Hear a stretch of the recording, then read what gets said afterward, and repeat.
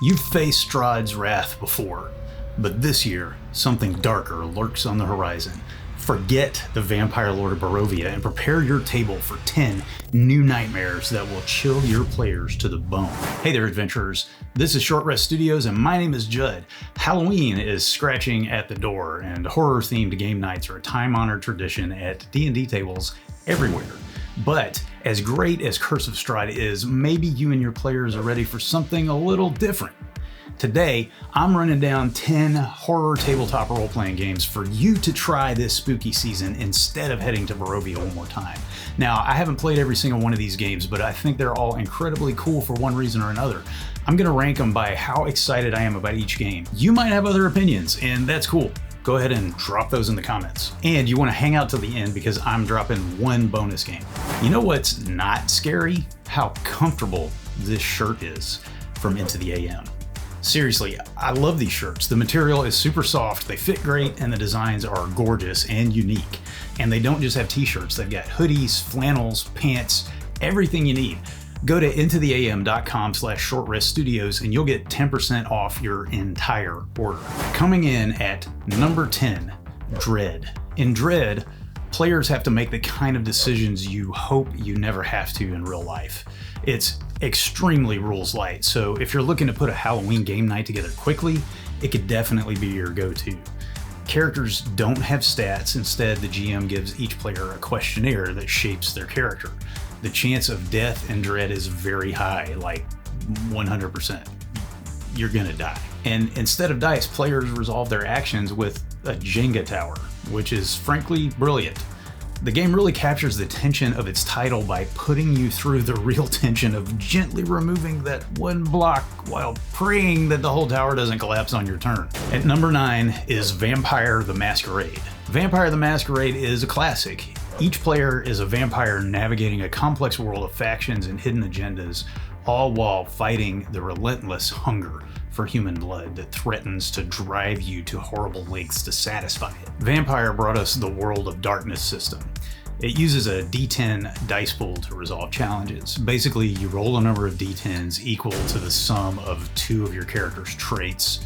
Every die that comes in over a 6 is a success, and you have to get a certain number of those to succeed at the challenge. And combat in Vampire the Masquerade is pretty deadly. If you were a fan of Anne Rice in the 90s, or if a game set in a world of moral ambiguity where everyone is a monster appeals to you, Vampire might be your perfect spooky season game.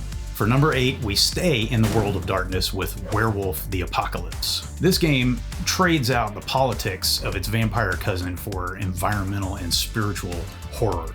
In Werewolf the Apocalypse, you play as the Guru, a werewolf, blessed and cursed with a kind of primal rage, a soldier in a war to protect the living earth.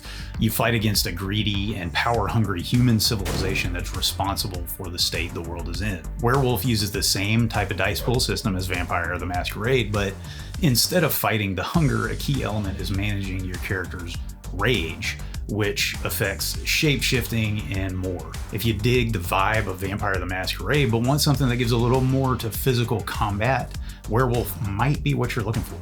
Number 7 is Alien, the role-playing game. This game puts you in a universe of body horror and corporate greed.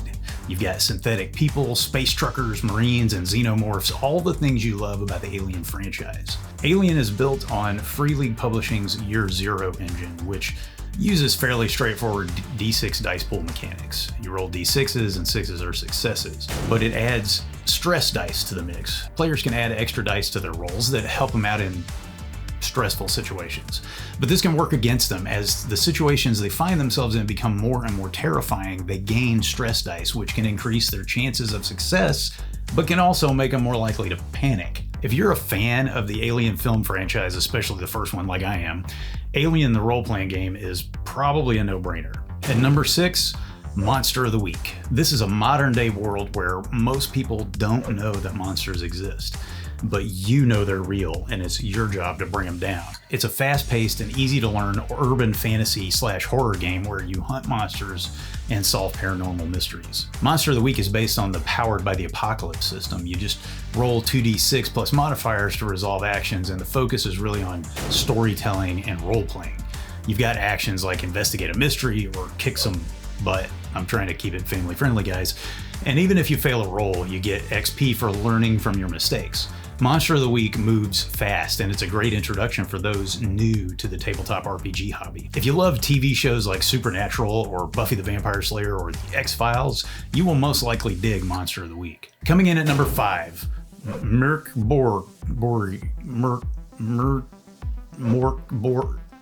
I don't know. I do not know how to pronounce it. I'm just going to call it Morkborg. Morkborg is a grimdark, apocalyptic fantasy RPG set in a dying world. Characters are looking for redemption, forgiveness, or, treasure while living on the verge of the apocalypse. It is a fantasy game, but with its incredibly dark setting and elements like skeleton warriors and other undead, a bedeviled forest, and catacombs beneath a crypt, it fits perfectly in this category. And it's got a heavy metal inspired style all its own. Combat in Morkborg is brutal and swingy, but it still uses a relatively simple D20 roll-over system. Attacks are rolled against the test. Essentially, you have to roll at least a 12 to hit after applying the appropriate modifier, and you defend against enemy attacks similarly. If you don't roll at least a 12, the enemy hits you. If you like Mad Max and industrial doom metal, Morkborg could be the game you're looking for. Adventurers, if you're enjoying this video, I'd really appreciate it if you'd hit the like button and subscribe and turn on the notification bell so you can keep up with the channel. And if you've been following me for a while, I hope you'll consider visiting patreon.com/shortreststudios and becoming a member of the Adventurers Guild. You get some great perks like extra members-only content, and you get to help me continue producing content for you. Number 4 is 10 Candles. 10 Candles is not a survival horror game. It's a tragic horror game. At the end of the game, everyone will die. You don't win, you don't beat the monsters. It's set in a world that has literally gone dark, and an evil entity known only as them threatens what's left of humanity. It's about being pushed to the brink of madness and despair, about searching for hope when all hope is gone, and about trying to do something meaningful with what little time you have left. 10 Candles is incredibly unique. It genuinely requires zero prep. There are dice, but the game relies on 10 actual candles that create atmosphere. They are literally the only light in your play area, serve as a countdown timer, and well, when you fail a roll, you use them to burn part of your character sheet. When the last candle goes out, there are no more survivors. If you're looking for a game that's easy to set up and play, that feels different from anything else out there, and that oozes atmosphere, check out 10 Candles. At number 3 on the list, Wesen. Set in the mythic north, a version of 19th century northern Europe where Scandinavian myths of strange beings and twisted creatures are real, Wesen makes your players part of a secret society that investigates mysteries and hunts monsters. The theme shares a little in common with Monster of the Week, but in this case, it's a dark gothic setting. The art is absolutely gorgeous, which is just one example of this game's ability to truly capture the atmosphere of its theme. Wesen, like Alien RPG, uses the Year Zero engine with the D6 dice pool as its core mechanic. Even a single 6 is a success, and you can push dice rolls. That's re-rolling every die that wasn't a 1 or a 6. If you're into historical settings with that twist of magic and horror, Wesen should intrigue you. Number 2 on our list is the classic of cosmic horror, Call of Cthulhu. COC drops you into the world of H.P. Lovecraft, where everyday people find themselves investigating the unknown. Nothing in Call of Cthulhu is what it seems. Every person, place, or situation you face could be, and probably is, hiding a horrible secret. Evil cults, cosmic monsters, dark magic, and the Cthulhu mythos make for a combination I can't resist. Standard COC is set in a world and time contemporary to Lovecraft, so think the 1920s and 30s, but it comes in all kinds of flavors from modern to pulp Cthulhu. COC uses Chaosium's basic role-playing, a percentile roll-under system. You roll percentile dice under your skill score to achieve your desired result. And if you succeed, you'll have a chance to improve that skill. Again, this is not necessarily a game about winning, it's really about staving off doom and insanity. If you're a fan of Lovecraft's work or horror in general and you haven't tried Call of Cthulhu yet, what the heck are you waiting for? And ranking in the top spot on our list of horror TTRPGs for the Halloween season, number 1 is Mothership. Mothership fits in the same vein as Alien. Space travel is common, but it's tough. There are human-like androids. You probably owe a bunch of money to a corporation. Maybe that's getting a little too real. It's grimy and gritty, and stuff's trying to kill you. You'll board derelict spacecraft, explore new worlds, kill aliens.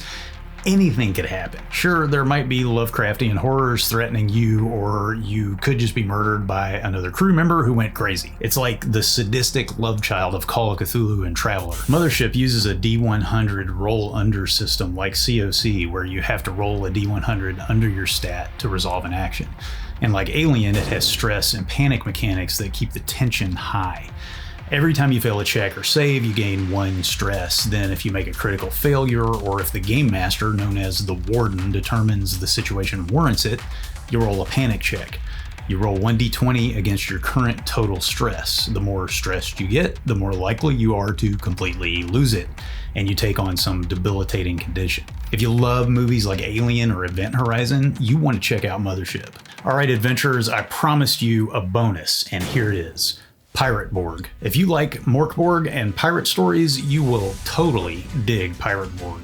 It's basically, as the publisher says, a game about being a greedy, filthy scoundrel. But it's more than just pirate stories. Sure, your crew might mutiny and kill you, but you also have to contend with armies of skeletons and the Kraken. Pirate Borg is based on Morkborg's system, bringing in additional mechanics for things like naval combat, but it's also compatible with Morkborg. And you can use most of its tables with any tabletop RPG. Should make for some fun stories down the road. Adventurers, those are my 10 horror TTRPGs plus 1 bonus for you to try this year instead of Curse of Strahd. And if you've got a favorite on this list, or if your favorite is one I didn't mention, drop it in the comments, and please take a minute to check out the membership levels at patreon.com/shortreststudios. If you're looking for more TTRPGs with cool mechanics that aren't D&D, check out this video.